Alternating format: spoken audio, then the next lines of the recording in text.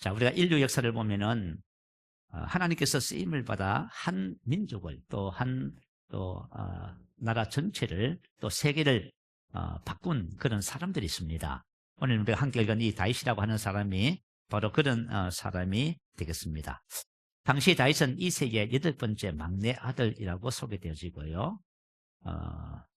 아버지 이세는 그에게 몇 마리의 양을 돌보는 일을 시켰습니다. 나이가 어리고 하니까요, 중요하게 생각하지 않았겠지요. 사무엘상 16장에 보면 선지자 사무엘이 하나님의 명령을 받습니다. 근데 이새의 집에 가서 8명의 아들 중에서 한 명을 선택하고 기름을 부어서 이스라엘의 왕으로 세우라는 겁니다. 자, 그때에 명령을 받은 그곳에 다윗은 선택받지 못했어요. 왜냐하면 어리기도 하고요. 집에서도 중요하게 생각하지 않는 그런 막내 아들이었습니다. 하나님의 명령을 받은 이제 사무엘 선지자 앞에 큰 아들부터 아들들이 쭉 지나갑니다. 이 사무엘이 장자 엘리압을 보고 이렇게 말해요. 장자 엘리압의 용모를 보고 생각하기를 여호와의 기름 부으실 자가 과연 주님 앞에 있도다 하였습니다. 그러나 사람의 생각과 하나님의 생각은 다른 것이지요. 하나님은 그런 사무엘에게 이렇게 말씀하셔요. 여호와께서 사무엘에게 이르시되 그의 용모와 키를 보지 말라. 내가 보는 것은 사람과 같이 아니하니 나 여호와는 중심을 보느니라. 용모는 외형을 말해요. 다시 말하면 외적으로 드러난 모든 것을 외형, 용모라고 하고요. 키는 이제 그죠? 사람이 키가 크면 멋있고 보기 좋잖아요. 그런 것을 말합니다. 자, 그렇다면 하나님이 보시는 것이 뭐라고 하지요? 중심이라고 하지요. 자, 하나님이 보시는 것은 중심인데요. 중심은 히브리 말로 레바브라고 합니다. 내부 인간, 마음, 정신을 의미해요. 자, 어떤 중심 마음을 말하는가? 오늘 이제 본문 말씀에 보니까 하나님께서 사람을 찾으셨다고 합니다. 하나님이 사람을 찾으셔요. 아마 이제 하나님께서 오늘 예배드리는 우리 새신명교회 한 사람 한 사람을 이제 보시겠지요. 찾으시는 거예요. 어떤 사람을 찾냐 하면은 내 마음에 맞는 사람, 하나님의 마음에 맞는 사람. 자, 중심이란 것이 바로 그거예요. 하나님의 마음에 맞는 중심을 말해요. 찾으시는 거예요. 하나님께 쓰임을 받는다는 것이 뭘까요? 하나님께 쓰임을 받는다는 것은 하나님의 뜻을 이룬다는 뜻이에요. 자, 그러면은 하나님께서 사람을 쓰실 적에 하나님의 마음에 맞아야 할까요? 맞지 않아야 할까요? 그렇지요. 여러분이 만약에 무슨 일을 한번 해보세요. 여러분 마음에 맞아야 그 사람과 함께 일을 할 수가 있습니다. 그래서 하나님께서 그런 사람을 찾고 있는 거예요. 지금도 여전히 하나님은 사람을 찾고 있습니다. 하나님의 마음에 꼭 맞는 사람, 저와 여러분 이 중에 그런 분이 많이 나올 것 같아요. 마음에 꼭 맞아서 하나님이 그를 통해서 한 민족을 변화시키고 세계를 변화시키는 일에 쓰임받는 그런 축복의 통로가 되는 역사가 있을 줄로 믿습니다. 본래 하나님께서 사울을 이스라엘의 초대 왕으로 세우셨습니다. 그런데 하나님 오늘 본문 보니까 그를 패하셨다 하지요. 왜 패하셨냐면 이유가 있어요. 사무엘상 15장 12절에 보면 사울이 갈멜에 이르러 자기를 위하여 기념비를 세우고 하나님께 세움을 받은 사람은 하나님의 뜻을 위해서 일을 해야 됩니다. 그런데 어느 순간부터 누구를 위해서 일하기 시작해요? 자기를 위해서 일하기 시작해요. 그러면 하나님께서 이 사람을 쓰실 수가 없게 되어져요. 그래서 이 사람을 패하셨다. 이렇게 이제 기록이 되어집니다. 자, 하나님의 마음에 맞는 사람. 자, 맞는 헬러로 카타라고 하는 단어예요. 이 단어는 이곳에서는 이렇게 번역되어졌어요. 뭐뭇에 비례하여 뭐뭇에 분량에 따라. 자, 다시 말하면 하나님의 맞는 사람이란 것은 무슨 뜻이죠? 하나님의 마음과 같은 사람, 하나님의 마음을 닮은 사람, 이렇게 이해할 수 있게 되겠지요? 자, 하나님께서 오늘 저를 비롯해서 이곳에 한 분 한 분을 하나님이 부르셨습니다. 자, 하나님이 왜 부르셨을까요? 생각해 보셨어요? 왜 하나님이 나를 부르셨을까? 하나님께서 저와 여러분을 한 사람 한 사람 부르시고 하나님께서 부르심에 대한 기대와 소망이 있어요? 한번 들어봐요. 하나님 왜 나를 부르셨을까? 자, 우리 성경에 보면은 사도 바울이 에베소 교회를 위해서 중보기도하는 내용이 에베소서 1장에 나오지요. 두 번째 기도 제목이 뭐냐 하면 너희의 마음의 눈을 밝히사 그의 부르심의 소망이 무엇이며 다시 말하면 우리 개인이 갖는 개인의 소망, 기대가 아니에요. 나를 부르신 하나님의 기대와 소망이에요. 그 하나님께서 나를 부르시고 하나님의 기대와 소망을 갖고 계신다 그 말이에요. 그게 뭐냐 하면은 에베소서 4장 13절에 기록해 놨어요. 자, 우리 한번 같이 읽어볼까요? 자, 시작. 우리가 다 하나님의 아들을 믿는 것과 아는 일에 하나가 되어 온전한 사람을 이루어 그리스도의 장성한 분량이 충만한 데까지 이르리니. 이게 이제 하나님의 부르심의 기대와 소망이에요. 이르르니 카탄타호, 이 말은 목표는 정해지고 목적은 결정되며 그 뜻이에요. 다시 말하면 하나님이 나를 부르실 때에 어떤 목적과 목표를 정해놓으셨어요? 정해놓으셨어요. 근데 그 정해진 목표를 만났다 그 뜻이에요. 카탄타오. 그 정해진 목표가 뭐냐면, 자, 온전한 사람을 이루어 그리스도 예수의 장성한 분량에 충분한 데까지 가는 거예요. 다시 말하면 우리 마음이 누구를 닮아요? 주님을 닮아가는, 주님에 맞는 사람 되는 거예요. 왜냐하면 하나님은 우리 한 사람 한 사람을 통하여 하나님의 뜻을 이루기를 원하셔요. 그래서 이렇게 준비되는 거예요. 우리 이제 오늘 에베소, 우리 벽에 이제 그 말씀이 있잖아, 그죠? 이제 성도를 이제 준비시킨다 그 말이에요. 그게 뭐냐면 바로 하나님의 기대와 소망인 아이처럼 하나님의 마음에 맞는 사람 되는 것입니다. 영적 성장은 바로 그런 거예요. 영적 성장은 뭐 환상을 보고 뭐 기적이 나타나고 그런 것이 아니고, 영적 성장은 우리 마음이 하나님의 마음을 닮아서 하나님의 마음과 합한 사람이 되는 거예요. 그리고 하나님과 내가 하나가 되어서 하나님의 뜻을 이 땅에 이루는 그런 삶을 사는 거예요. 자, 그래서 이것을 가지고 우리는 영혼이 잘됨 같이 이렇게 표현하잖아요. 영혼이 잘 되는 것을 말이에요. 자, 하나님께서는 사람의 용모와 신장을 보지 않으시고 사람의 중심을 보시고 사람을 선택하십니다. 세상은 어때요? 세상은 사람을 선택하고 뽑을 적에 반드시 보는 것이 있어, 그죠? 용모와 신장을 보지요. 다시 말하면 그 사람이 일을 할 수 있는지, 능력이 있는지, 실력이 있는지, 학력은 되는지 그것을 보고 뽑습니다. 왜냐하면 그래야만이 그 일을 맡겨서 그 일을 할 수 있기 때문에 그렇습니다. 그러나 하나님은 그렇게 하실 필요가 없어요. 왜 그렇지요? 모든 지혜와 능력은 누구 것이에요? 누구 것이에요? 하나님의 것이에요. 그럼 우리 아무것도 안 해도 됩니까? 그런 뜻이 아니에요. 하나님께서 다니엘을 선택하시고 다니엘에게 뭘 주셨다고 하지요? 모든 학문을, 그죠? 통달할 수 있는 지혜를 주셨대요. 바로 그런 거예요. 아시겠지요? 하나님께서 지혜를 주시면 확고해지기 시작하는 거예요.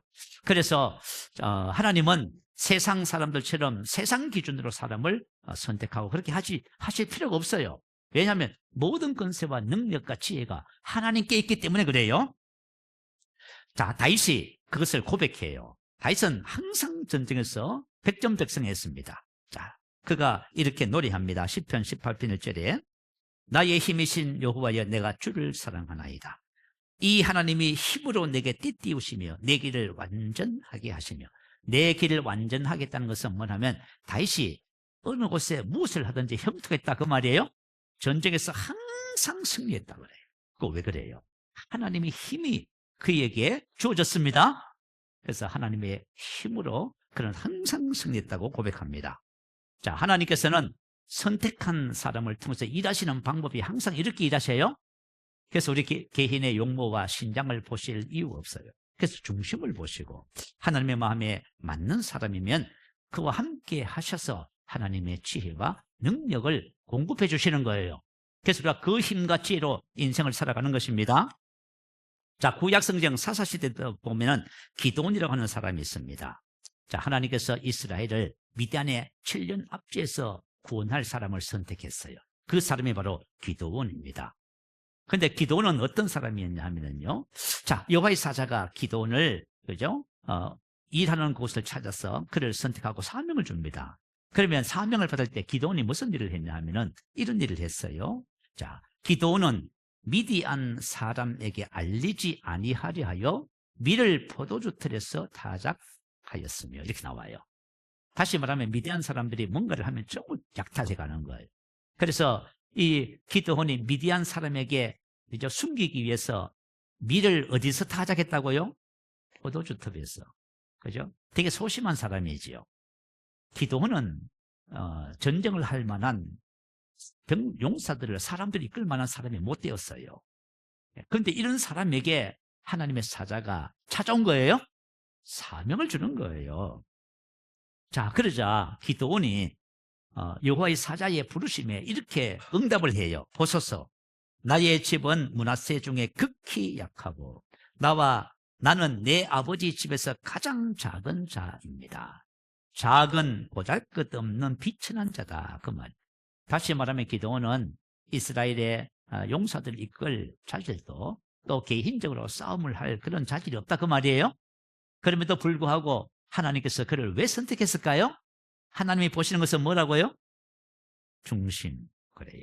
하나님께서 중심을 보시고 선택하시고 이렇게 말씀하셔요. 여호와께서 그를 향하여 이르시되 너는 가서 이 너의 힘으로, 하나님께서 기드온과 함께 하셔서 하나님께서 공급하시는 힘과 능력으로, 그 뜻이에요. 하나님의 힘과 능력으로 이스라엘을 미디안의 손에서 구원하라, 이렇게 말씀하셨어요. 그래서 우리 그리스도인들이 제일 좋아하는 성경 구절이 있습니다. 그게 뭘까요? 빌립보서 4장 13절 빌사일삼이라고. 내게 능력 주시는 자 안에서 뭘 할 수 있어요? 모든 것을 할 수 있습니다. 하나님이 일하시는 방법이. 여러분, 우리가 하나님의 일은 어떻게 하시냐면 막 능력 주세요, 그렇게 일하시는 분 아니에요. 하나님께서 저와 이런 중심이 하나님의 마음과 합하면은 하나님이 함께 하셔서 그때부터 하나님 힘과 지혜를 공급해 주셔요. 그래서 모든 일에 탁월하게 행할 수 있는 은혜와 축복이 주어져요. 오늘 낮에도 하나님께서 일하시는 원리는 똑같습니다.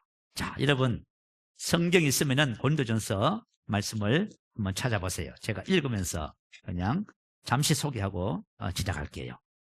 고린도전서 1장 24절 25절 보세요. 오직 부르심을 받은 자에게는 유대인이나 헬라인이나 그리스도는 하나님의 능력이요 하나님의 지혜입니다.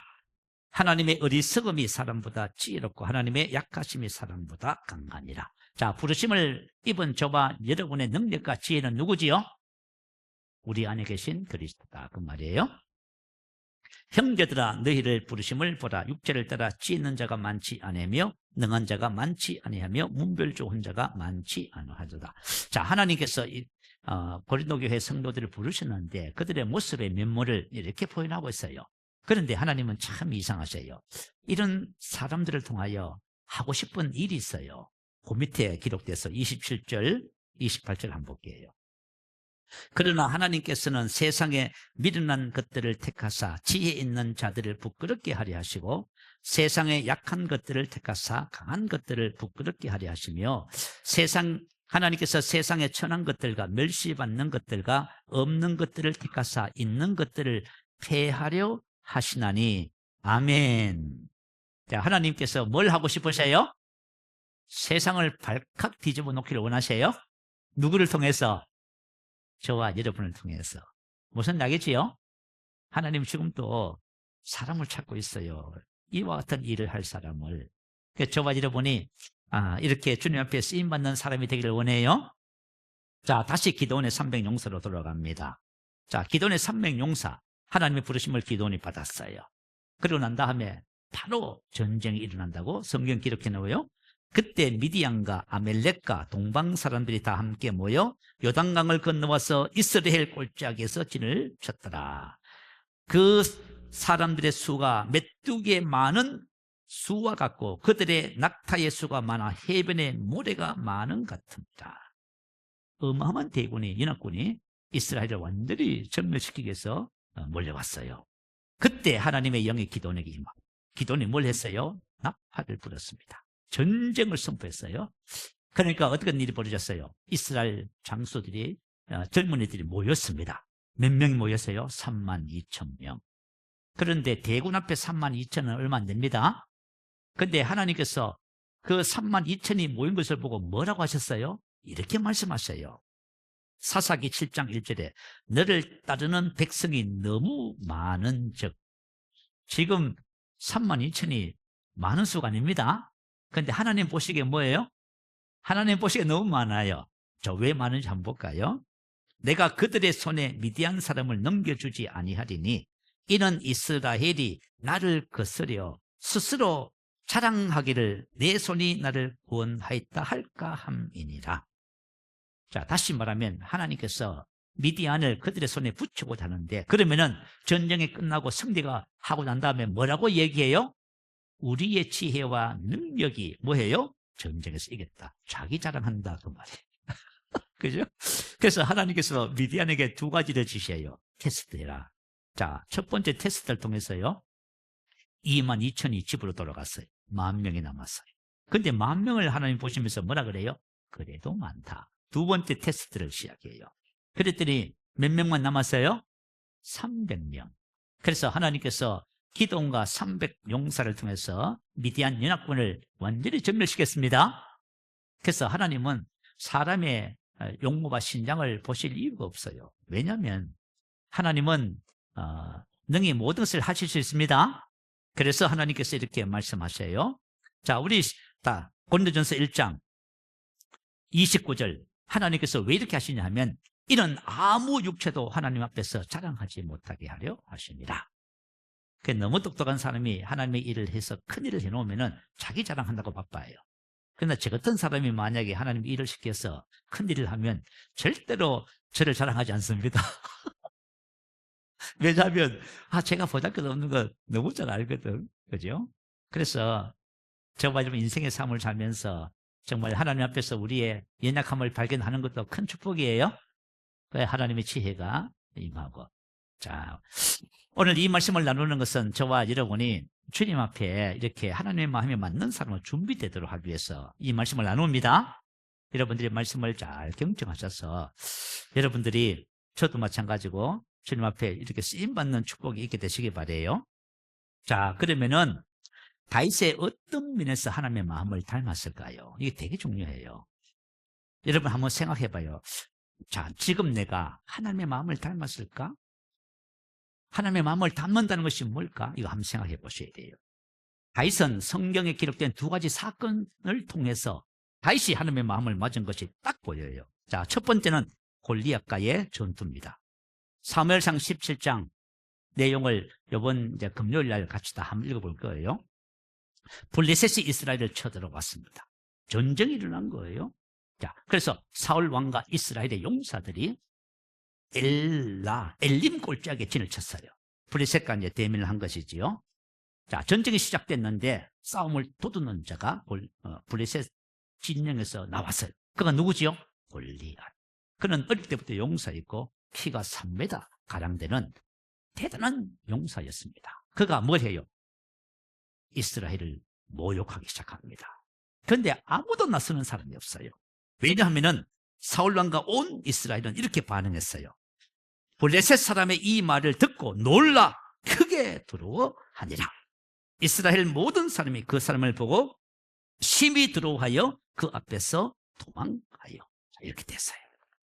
그때 누가 등장하냐면 다윗이 등장합니다. 다윗은 20세가 되지 않았기 때문에 전쟁에 그죠? 선택되지 않았습니다. 다시 말하면 지금 우리 한 고등학생 정도 되는 그때 나이였어요.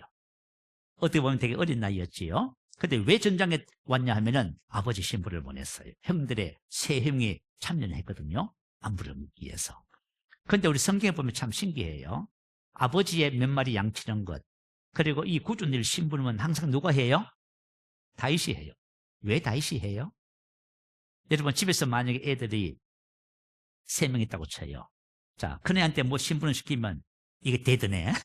그러면 시킬 수 있어 없어요? 못 시켜요. 다음부터. 두 번째, 간다 하고 안 가네. 그러면 시켜요? 못 시켜요? 못 시켜요. 세 번째는 시키는 대로 하네. 그러면 누굴 시켜요? 항상 신부로 얘가 시키는 거예요. 다윗이 그런 애예요. 그죠? 다윗은 부모님에 순종하고요. 늘 그랬어요. 가서 보니까 상황이 그런 거예요. 골리앗이 나와서 하나님의 군대를, 이스라엘의 군대를 모욕하는 거예요. 그것을 보면서 의문이 났습니다.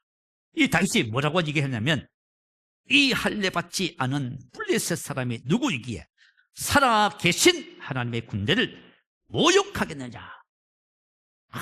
사울 왕을 찾아가서 이렇게 말해요. 하나님의 군대를 모욕한 이 할례 받지 않는 블레셋 사람을 내가 때려잡은 짐승의 하나같이 될 것입니다. 오, 다윗이 이 고등학생인데 전쟁에, 그죠? 골리앗을 보고 이렇게 말하는 거예요. 그래서 사울 왕이 그죠? 나가서 싸우는 것을 허락해 줬어요. 손에 막대기를 들었습니다. 그죠? 그리고 몰매가 뭔지 아시죠? 그죠? 끈에다가 가죽이 있고 이게 돌을 넣어서 돌려서 그죠? 한쪽 끈을 놓으면 뭐가 날아가요? 돌이 총을 같이 날아가요. 이 전쟁 무기로 쓰는 거예요. 이 늑대를 쫓는다든지 짐승을 쫓고 전쟁에서 사람을 해할지 쓰는 거예요. 그래서 시내 가서 매끄러운 돌 5을 주고서 주머니, 제구, 목자의 그 주머니 있잖아, 그죠? 거기다 넣고 나섰습니다. 그 모습을 본 골리앗이 너무 기가 막혀서 뭐 했어요? 조롱했어요. 조롱하자. 다윗이 안 났어요. 야, 여러분 상상이 돼요? 나도 지금 상상이 안 돼요. 아니 지금 그죠? 이스라엘과 블레셋의 전체 남자들이 보는 앞에서 지금 그 중간에 그죠? 전쟁이 벌어지는 골리앗이 있고요. 다윗은 소년인데 이건 뭐 갑옷을 든 것도 아니고 창과 칼을 든 것도 방패를 든 것도 아니고 막대기 하나 들고 돌 5개 가지고 이 나오고 여러분 한번 상상을 한번 해봐요. 자, 이런 상황 속에서 그죠? 골리앗이 조롱하는 것이 맞겠지요? 다윗이 뭐라고 하냐면 사무엘상 17장 45절 47절 올려주세요. 같이 한번 읽어봅니다. 시작. 다윗이 블레셋 사람에게 이르되 너는 칼과 창과 단창으로 내게 나아오거니와 나는 만군의 여호와의 이름 곧 내가 모욕하는 이스라엘 군대의 하나님의 이름으로 내게 나아가노라. 오늘 여호와께서 너를 내 손에 넘기시리니 내가 너를 쳐서 내 목을 베고 블레셋 군대의 시체를 오늘 공중에 세워 땅의 들짐승에게 주어 온 땅으로 이스라엘 하나님이 계신 줄 알게 하겠고 또 여호와의 구원하심이 칼과 창에 있지 아니함을 이 무리에게 알게 하리라. 전쟁은 여호와께 속한 것인즉 그가 너희를 우리 손에 넘기시리라. 다윗이 뭘 했어요? 믿음을 선언한 거죠. 이 말씀의 성경 어디 있는지 아세요? 신명기 7장 21절에서 24절. 하나님이 언약 백성에게 주신 약속이에요. 다윗은 지금 뭘 하고 있어요? 하나님의 말씀을 자기 것으로 삼아서 말씀대로 생각하고 말하고 행동하는 거예요. 말씀에 사로잡힌 사람이에요. 야, 참 놀랍지요. 여러분, 믿음이라 하는 것이 이런 겁니다. 하나님의 말씀은 하나님 자신이지요. 그죠? 하나님의 말씀은 하나님의 마음이에요. 그러니까 내가 하나님의 말씀을 취하여 이 말씀을 내가 믿잖아요. 그러면 내가 누구의 마음을 가진 거예요? 하나님의 마음을 가진 거예요, 여러분. 하나님의 마음을 가진 사람은 이런 거예요. 그죠? 정말 감동적인 내용이에요. 성경 말씀은 믿음의 사람이 무슨 일을 할 수 있는지를 보여주고 있잖아요. 그는 비록 어리지만은 용모와 신장은 상관없어요. 그가 하나님의 마음을 가진 하나님의 말씀을 가진 사람이라면 해산도 무너뜨릴 수 있습니다. 능히 할 수가 있어요. 그래서 이렇게 고백을 하는 거예요. 그래서 저와 여러분이 어떤 위험한 상황에 직면했을 적에 여러분 자신을 한번 살펴봐요. 내가 하나님의 마음을 가지고 있는지, 하나님의 말씀이 나를 지금 지배하고 있는지. 2023년도 3월 12일자 말씀의 실제를 좀 소개할게요. 여러분, 이 말씀의 실제 내용은 하나님의 마음이 뭔지를 우리에게 가르쳐주고 있어요. 잘 들어보세요. 어느 날 한상 가운데 주님은 진리를 알고 행하는 것이 얼마나 놀라운 것인지를 보여주셨습니다. 암 진단을 받은 한 남자에 관한 이야기입니다. 그는 앞으로 살 날이 얼마 남지 않았다는 얘기를 들었습니다. 그러나 주님께서 환상 가운데 그 남자를 보여주시며 저에게 말씀하셨습니다. 그를 보라! 그는 암 진단을 받았다. 따라서 그는 자신이 암에 걸렸다고 생각하지만 실제로 암은 존재하지 않는다. 아멘. 이게 뭐예요? 하나님의 마음. 여러분들이 가난하고 병들고 실패하고 어렵고 힘들다고요? 다 속았어요. 하나님의 말씀은 절대로 그렇게 말하지 않아요. 하나님의 말씀은 하나님의 마음인데 내가 하나님의 마음을 가지잖아요. 그러면 뭐라 그래요? 나는 병이 없습니다라고 말해요. 이게 하나님의 마음을 가진 거예요? 하나님 그걸 얘기해 주는 거예요, 지금. 하나님의 마음이 뭔지를. 그래서 목사님께서 그리고 나서 그 남자를 보았더니 그의 몸에 암이 존재하지 않았습니다. 할렐루야. 이게 하나님의 마음이에요. 하나님의 마음을 가지면 어떻게 돼요? 믿음의 역사가 나타나는 거예요.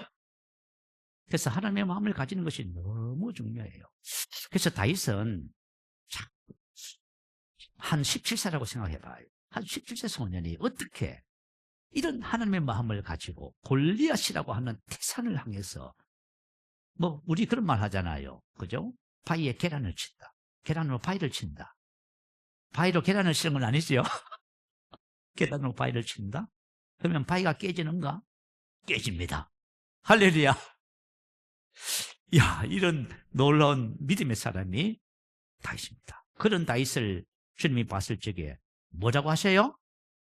내 마음에 맞는 사람이다. 그러니까 우리에겐 다 기회가 주어졌어. 저 말하자면 하나님의 마음에 맞는 사람 될 수 있어요? 두 번째, 하나님의 마음에 맞는 두 번째, 사울과의 관계에서. 자, 저와 여러분이 사람과의 관계를 통해서 내가 하나님의 마음을 가졌는지 아닌지를 금방 알 수가 있어요. 자, 한번 볼게요. 다윗은 이스라엘의 구한 전쟁 영웅이지요. 그리고 그는 사울의 충성스러운 신하였습니다. 그리고 사위까지 됐어요. 다윗의 명성이 올라갑니다. 그러니까 사울이 뭐해요? 사위를 시기하기 시작했어요. 그래서 기회가 되면 그를 죽이고자 합니다. 그러면 어쩔 수 없이 다윗이 도망을 가야 되겠지요. 그런 다윗을 사울이 추격하기 시작합니다. 사무엘상 24장에 있는 내용이에요. 다윗이 엔게디 광야에 있을 때에 이 사실이 사울에게 보고됩니다. 그랬더니 사울이 그죠? 용사 3,000을 뽑습니다. 왜요? 다윗을 죽여서 죽이려고요. 그래서 다윗과 함께한 사람들은 그 한 굴에 깊이 몸을 은신하고 피합니다. 근데 이제 추격을 하다가 사울이 그 굴에 다윗과 그의 사람들이 있는 것을 모르고 그 굴에 들어가요. 왜 들어갔냐면 뒤를 보러 들어갔다 이렇게 나와 있어요. 근데 뒤를 보러 들어갔다는 말이 뭔지는 잘 모르겠어요. 하여튼 들어갔어요. 자, 그랬더니 다윗의 사람들이 사울이 혼자 그 굴 안에 들어오는 것을 보고 이렇게 말을 합니다. 보소서, 여호와께서 당신에게 이르시기를 내가 원수를 내 손에 넘기리니 내 생각에 좋은 대로 그에게 행하라 하시더니 그것이 그날이니이다. 이렇게 말을 합니다. 자, 아마 다윗이 도망을 다니고 사람들이 모일 때에 아마 선지자가 다윗에게 이 예언의 말을 해준 것 같아요. 그죠? 그러니까 이제 모든 사람이 다 알고 있는 거예요. 그래서 그 말을 듣고 다윗이 고모가 돼서 사울을 해하러 갑니다. 그런데 뭘 했다 하지요? 옷자락을 베고 마음이 찔려버려요. 다시 말하면 중심이에요. 레바브에서 레바브는 내부에서 나온 거예요. 중심이 찔려버렸어요. 그죠? 양심의 가책을 충격을 받은 거예요. 자, 여러분 봐요. 이 사건을 가만히 보면은 아주 다윗의 마음이 어떤지를 알 수가 있어. 그죠? 자, 그리고 다윗이 일어나서 사울의 겉옷을 가만히 베고 마음에 찔려서 자기 사람들에게 이렇게 말을 해요. 여호와의 기름 부음 받은 내 줄을 치는 것은 여호와께서 금하신 것이다. 자, 다윗의 신앙이 뭐예요? 사울은 비록 원수지만 어떤 사람이에요? 여호와의 기름 부음 받은 하나님의 대리 통치자. 그래서 누구예요? 다윗의 주예요. 야, 참. 비록 사울이 자기를 죽이려고 하지만 다윗은 뭐라 그래요? 사울을 원수로 생각하지 않고 오히려 그가 충성을 다해 섬겨야 할 주인으로 생각을 하고 있어요. 만약에 다윗의 마음에 분노가 있었다면 어땠을 것 같아요? 밑에 사람들 얘기 안 해도 가서 죽일 겁니다. 그죠? 근데 다윗의 마음이란 분노, 원수가 아픔이 있어 없어요? 그래서 다윗의 마음을 볼 수 있는 거예요. 그래서 이제 그죠? 사람들에게 왕을 죽이는 것을 금하고 난 다음에 사울이 굴에서 나갔습니다. 그래서 다윗이 굴에서 나와서 멀리 가는 왕을 부릅니다. 그죠? 내 주 왕이여 이렇게 부릅니다. 사울이 돌아보니까요 엎드려서 큰 절을 해요. 그리고 굴에 있었던 정향을 선명하고요 옷자락을 보입니다. 사울이 보니까 끔찍하거든요. 죽을 뻔한 거거든요. 사실 사울은 이미 죽었는데 다시 그죠? 성명을 건진 거지요. 그래서 다윗이 계속해서 말합니다. 내 주 왕이여 어떻게 제가 주를 죽이겠습니다 하면서 내 아버지여 라고 고백을 해요. 그랬더니 다윗의 말을 듣고 사울이 이렇게 하답합니다. 내 아들 다윗아. 할렐루야. 아버지라고 부르는데 그죠? 죽이고 싶지만 아들이란 말해야죠. 맞아 틀려요. 내 아버지, 내 아들아 이것이 내 목소리냐 하고 소리 높여 울며 나는 너를 학대하되 너는 나를 선대하니 너는 나보다 의롭도다. 원수도 감동시키는 사람이 누구라고요? 다윗. 그죠? 자, 다윗의 마음과 인격이 누굴 닮았어요? 맞아요. 누가복음 6장 45절에 나와 있지요. 선한 사람은 마음에 쌓은 선에서 선을 내고 악한 사람은 마음에 쌓은 악에서 악을 내느니라. 무슨 말인지 알겠지요? 우리가 어떤 사람과의 관계라든 어떤 상황에 직면했을 적에 내 마음에서 나오는 것이 나 자신이에요. 그죠? 내 속에 만약에 미움과 시기, 질투, 분노가 그런 것이 없으면 안 나와요. 있어서 나온 거. 그 다윗은 어떻게 해서 다윗이 이런 사람이 됐을까 되게 궁금해요, 진짜. 그죠? 다윗이 어땠어 이런 사람이 됐을까 거. 그죠? 그래서 오늘 본문 22절에 내가 이새의 아들 다윗을 만나니 하나님이 뭐라고 하셨어요? 내 마음에 맞는 사람이다. 할렐루야. 우리는 성경을 보면 하나님께서 찾으시는 사람이 있다고 말을 해요. 자, 오늘 본문 말씀 속에도 똑같이 그렇게 말하고 있어요. 이새의 아들 다윗을 만나니 이 말은 찾았다 그 말이에요. 하나님께서 이스라엘 백성들을 애굽에서 구원할 지도자를 찾으셨는데 그거 찾은 사람이 누구지요? 하나님 찾은 거예요. 나이가 80이 돼도 쓰임 받잖아요. 왜요? 하나님 마음에 맞으니까 준비가 돼 있으니까 말씀 찾는 거예요. 그러니까 저와 여러분 나이 상관없어요. 나이가 70이라고요. 뭐 늦었다고요. 뭘 늦었어요. 여러분 준비되면 되지. 저도 마찬가지고요. 안 늦었습니다. 자, 우린 지금부터 시작입니다. 자, 그러면 어떻게 하면 우리가 주님의 마음을 닮을 수 있을까요? 먼저 우리가 마음의 특성을 이해를 하셔야 돼요. 사람의 입에서 나오는 것은 다 마음에서 나온다고 기록해요. 자, 누가복음 6장 45절 읽어드립니다. 선한 사람은 마음에 쌓은 선에서 선을 내고 악한 자는 그 쌓은 악에서 악을 내나니 이는 마음에 가득한 것을 입으로 말합니다. 우리 사람의 마음은 내가 살아가면서 무엇을 보고 듣고 생각하고 말하고 행동하냐에 따라서 그 모든 것이 다 쌓이는 거예요. 다 쌓여요. 그 쌓인 그것이 뭐예요? 어떤 상황 속에서 다시 나오는 거예요. 그죠? 그럼 내 마음은 누가 만들었어요? 우리 학생들도 마찬가지야. 지금 엉뚱한 거 계속 보고 말하고 생각하고 하지. 그 마음이 전부 다 병드는 거야. 하나님의 마음하고는 아무 상관없어. 그죠? 마음이 다 병들었어. 그래, 요즘 우리 한국에는 우울증이라든가 정신적인 문제로 심각하다 하잖아. 그 마음이 다 병들어서 그런 거예요. 그죠? 그래서 저와 여러분이 지금 현재 이 상태에서 내 마음을 하나님의 마음을 담게 할 수 있습니다. 그럼 방법이 있어. 원리가 있어요. 우리 이제 뇌과학에서 그죠? 에피지놈 현상 또는 신경 가소성이라 하잖아요. 그래서 내 중심을 바꿀 수 있다 그 말이에요. 이게 얼마나 중요해요. 만약에 중심을 바꿀 수 없다면 이 절망인 거예요. 그러나 바꿀 수 있습니다. 그래서 주님의 마음을 담는 원리가 두 가지가 있어요. 첫 번째는 생각의 싸움에서 승리하셔야만 합니다. 두 번째는 옛것과 새것의 싸움에서 이겨야 합니다. 생각의 싸움에서 이겨야 됩니다. 자, 이스라엘과 사울 왕의 생각은 두루 염려 번식 안 된다는 것이에요. 그 다윗은 뭐예요? 말씀에 따라, 그죠? 만군의 여호와의 이름으로 나간다. 내가 주님의 이름으로 나가면 누가 역사해요? 주님이 일하시잖아. 아이고, 그죠? 이 생각의 싸움인 거예요. 그래서 여러분, 우리 생각의 싸움에서 지면은, 그죠? 지고 마는 거예요. 잠언서 23장 7절은 말하지요. 대적 그 마음에 생각이 없다면 그 유인도 그러하는 줄. 지금 내가 하는 생각이 나예요. 아시겠죠? 내가 만약에 하나님의 말씀으로 생각이 변화되어 있으면 누구의 마음을 닮은 거예요? 하나님의 마음을 닮은 거란 말이에요. 아시겠죠? 그래서 로마서 8장 5절 6절 같이 잘 아는 말씀이지만 다시 한번 읽어볼까요? 시작. 육신을 따르는 자는 육신의 일을, 영을 따르는 자는 영의 일을 생각하나니 육신의 생각은 사망이요 영의 생각은 생명과 평안. 영의 생각이 바로 하나님의 마음을 말해. 내가 하나님의 마음을 품기 위해서는 뭘 해야 돼요? 영의 그것을 자꾸 묵상하고 생각해야 돼요. 이해가 되시면 아멘. 원리는 간단해요. 자, 내 중심을 바꿀 수가 있어요. 뭐로? 하나님의 말씀으로 바꿀 수가 있어. 근데 이것은 가만히 있으면 안 돼요. 은혜 받아도 안 돼.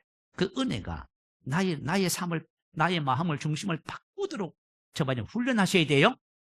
그 훈련하셔야 돼요. 자, 우리 이제 매일 말씀의 실제가 있지요.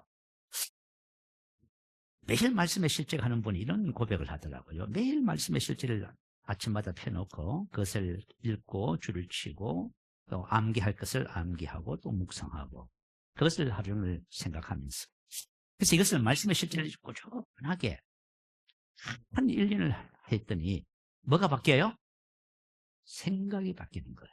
아시겠죠? 여러분이 하나님의 말씀을 꾸준하게 하고 말씀 고백하고 하잖아요. 그거 왜 하는 줄 아세요? 말씀 고백은 생각 바꾸려고 하는 거예요.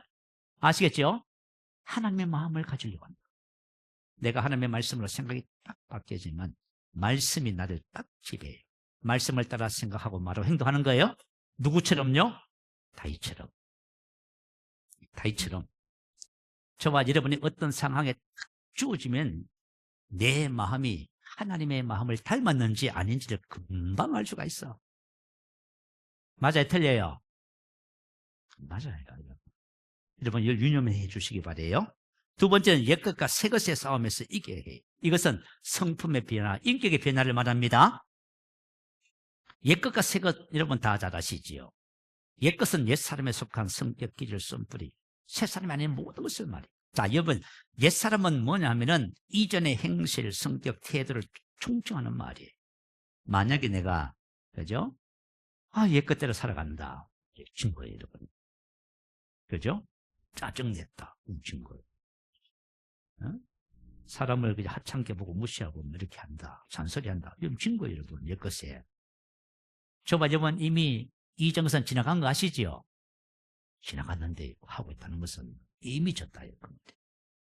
그래서 저와 여러분 신앙생활 사실은 저는 이런 생각을 해봐요. 이 복음, 십자가의 말씀, 예수님 안에 있는 진리를 적용하는 것은 두 가지다. 생각을 새롭게 하는 것이고 옛것을 버리고 새 사람을 입는 것이다. 아멘. 내가 옛것을 버리고 새 사람을 입으면 누구 닮아가요? 주님 닮아가는 거예요, 여러분. 아시겠죠? 그거 크게 어려운 것도 아니에요. 근데 제가 이전 것은 지나갔으니 보라 새 것이 됐다. 이 말씀을 그죠? 지금 한 10년 말씀을 묵상하고 삶에 적용하고 있어요. 그런데 제가 한 10년 좀 이렇게 하면서 뭘 깨닫냐 하면은 우리 인간의 내면 속에는 벗어버려야 할 옛것이 너무 많다. 그죠? 만약에 어떤 상황 속에서 내가 불편함이 올라오잖아요. 그러면 뭐예요? 그 불편함이 지금 나를 지배하고 있는 거예요? 그럼 뭘 벗어야 돼요? 그거 벗어야 돼요. 그래서 그 벗는 방법은 뭐냐면 그 불편함, 지금 내 마음에 있는 그것은 내가 아니라고 하는 것을 아셔야 돼요. 이거 모르면 못 벗어. 이걸 알고 이것을 따로 딱 떼어놔야 돼. 그 내가 만약에 그죠? 갑자기 미움이 올라왔다. 이거 미움을 벗어야 되는 거예요? 그러면 어떻게 벗냐면 미움은 내가 아닙니다. 자, 미움은 예수와 함께 죽었습니다. 말해야 돼요? 우리가 알거니와 우리 옛사람이 예수와 함께 십자가에 못 박혔지요. 여러분 사실은 저와 여러분이 그리스도 안에서 이전 것은 지나갔으니 새 것이 됐다는 것을 알면은 옛것 다 버리는 거예요. 옛것 다 벗어. 그리고 새 것을 입으면 누구 닮았지? 가요? 그럼요. 누가 뭐라 했는데 여러분 마음에 그죠? 진짜가 나오는 거예요. 이해가 되시면 아멘. 이걸 잘 하셔야 여러분이 그죠? 세상. 자, 우리 간증 하나 하고 마치도록 하십시다. 간증하기 전에 또 이제 사실은 여러분 한번 이제 살아가시면서 우리 내면 속에 그죠? 온갖 것들이 다 있어. 온갖 것들이 다 들었거든요. 그런데 이것을 버리지 않기 때문에 그것이 나를 계속 괴롭히는 거야. 이 말씀을 알지만 읽고 지나가야 되겠습니다. 너희는 유혹의 욕심을 따라 썩어져가는 구습을 따르는 옛사람을 벗어버리고, 내가 만약에 옛사람을 안 벗어버리면요 썩어져가는 구습을 따라요? 그러면 나의 삶이 썩어져가는 구습이야. 자꾸 부패해져가고 자꾸 나빠지는 거예요. 이게 썩어져가는 구습을 따르는 이게 뭐냐면 점점 더 악화되어가는 부패의 과정, 파괴시키다, 멸망시키다, 죽이다, 저주받다, 마귀에게 가다. 우리가 만약에 옛것을 안 벗고 그냥 옛것에 쥐잖아요. 그러면 누구한테 가는 거예요? 마귀한테 가는 거예요. 그러면서 주님과 교제하겠다고요. 이거 너무 중요해요. 여러분 속에 그죠? 그런 것이 있거든. 그것을 버리세요. 벗어버리세요. 이 너무 중요해요. 여러분 이걸 하시면은 자유해져요. 주님. 이거 못하시면 그죠? 썩어져가는 구습을 따르는 옛사람. 계속 인생의 삶이 공고하고 괴로워져. 왜 그렇게 살 필요가 뭐가 있어, 그죠? 우리 주님 따라 가면 영혼이 잘 되잖아. 그럼 범사가 되고 강건한 복을 누리게 돼 있습니다. 그래서 그죠? 이것을 벗어버리라.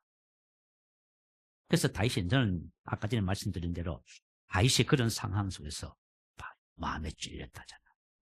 그런데 마음에 분노와 악함이 있으면 찔려요, 안 찔려요? 절대 안 찔려요. 당당해요. 당당하게 해놓고, 그죠? 당신 잘못이야. 이렇게 말하는. 무슨 알겠지요? 그런데 하나님이 보시기에 다윗의 마음이 하나님의 마음을 닮은 거예요. 야, 여러분 부산에 가면 참 아름다운 교회가 있어요. 수영로 교회. 정필도 원로 목사님이 개척을 하신 교회예요. 이분이 82세 때 몇 해 전에 세상을 떠나셨습니다. 이분은 공군 군종 목사님으로 계셨어요. 75년도에 소령으로 예편을 하시고요. 그리고 부산에 이제 오셔서 개척을 하셨습니다. 개척을 하고 늘 이제 기도하면서 지금 그 부산 해운대 그 사거리 있잖아요. 그 지금 교회 있는 자리. 그 땅이 너무 편 좋답니다. 그래서 그 땅을 바라보면서 하나님 이 땅을 달라고. 그래서 성도들하고 새벽 기도 마치면 그곳에 가서 뭐 해요? 옛날에 이러고 성을 돌듯이 돌잖아, 그죠? 이거 땅 무너져라. 이 땅은 옳지에다 하면서 나오는 거예요. 어느 날 그 땅을 밟고 돌다가 하나님께서 마음의 말씀을 하시더래요. 뭐라고 하시냐면 정필도 목사님에게 해운대 하늘을 보래요. 그래서 다 쳐다봤더니 새가 한 마리가 날개짓을 하면서 막 창공을 향해 올라가더랍니다. 그때 하나님이 뭐라고 하셨냐면, 보았느냐, 저 새가 창공을 향해서 올라가는 만큼 창공을 누린다는 거죠. 누린다. 그러면서 하나님이 뭐라 하시냐면, 너가 준비만 되면 내가 얼마든지 너에게 줄 수 있다 그러시다. 그러니까 우리가 뭘 이러고 돌고 뭐 하고 뭐 그거 하지 말고 뭐 하라는 거예요? 우리 에베소서 4장 요거 하라는 거예요. 준비하라는 거예요. 아시겠죠? 마음이 주님의 마음을 담도록 준비하라는 거예요. 그래서 목사님이 딱 깨달으실 때 그때부터 기도 제목이 딱 바뀌었는데요. 이러고 돌고 뭐 달라고 하는 거 딱 내려놨어요. 그때부터 뭐 하기 시작했어요? 주님의 마음을 담게 해달라고 기도하기 시작했어요. 야, 정말 중요합니다. 그래야 하나님이 그죠? 당신의 뜻을 위해서 이 땅에 역사하실 수가 있어요. 그래가지고 이제 교회 사역 하시면서 이제 막 부교육자들하고 권사님들 막 갈등이 막 생긴답니다. 그죠? 그래서 교육자들이 어려움을 참 많이 당한대요. 그럼 막 상처를 받고 막 힘들고 어렵대요. 그러면 정필도 목사님이 보고를 다 받잖아요. 그죠? 그러면 그 부교육자를 불러놓고 이렇게 말한답니다. 예, 목사님, 그 근사님이 이렇게 하는 거 다 알고 있습니다. 그럼에도 불구하고 목사님께서 그 근사님에 대해서 아무 거리낌이 없을 때까지, 그리고 근사님의 문을 다 물 때까지 뭘 하라고요? 기도하세요. 뭘 알아요? 이 원리를 아는 거예요. 아시겠죠? 우리가 누구를 닮아야 되냐 하면 우리 생각과 믿음이 하나님을 닮아야 돼요. 우리 인격이 누굴 그리스도의 마음을 닮아야 돼요. 이게 바로 내 마음에 맞는 자예요. 저와 여러분이 인생의 삶을 살면서 하나님의 마음에 맞는다는 것은 나이 관계없어요. 나이라든가 뭐나 용무라든가 신장 아무 관계없습니다. 그래서 저와 여러분이 신앙생활 하면서 항상 이걸 염두에 두셔야 돼요. 그래서 주님 앞에서 저도 그렇고 준비가 되어져서 우리가 이 복음을 이 땅에 전하는 일에 쓰임받는 축복의 통로가 됩니다. 자, 우리의 말씀을 생각하면서 할렐루야 한번 크게 부르시고 함께 기도하는 시간 같습니다. 할렐루야.